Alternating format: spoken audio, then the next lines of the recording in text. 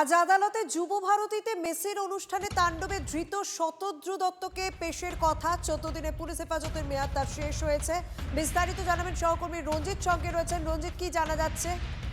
দেখো, পুলিশি হেফাজতের মেয়াদ শেষ হচ্ছে আজই শতদ্রু দত্তের, এবং কলকাতা যুব ভারতী ক্রীড়াঙ্গনে যে লিওনেল মেসির সফর ঘিরে যে বিশৃঙ্খলার ঘটনা ঘটেছিল, সেই ঘটনায় গ্রেপ্তার হয়েছিল উদ্যোক্তা এই শতদ্রু দত্তের, এবং 14 দিনের পুলিশি হেফাজতের মেয়াদ শেষ হচ্ছে এবং আজ তাকে বিধাননগর আদালতে পেশ করা হবে।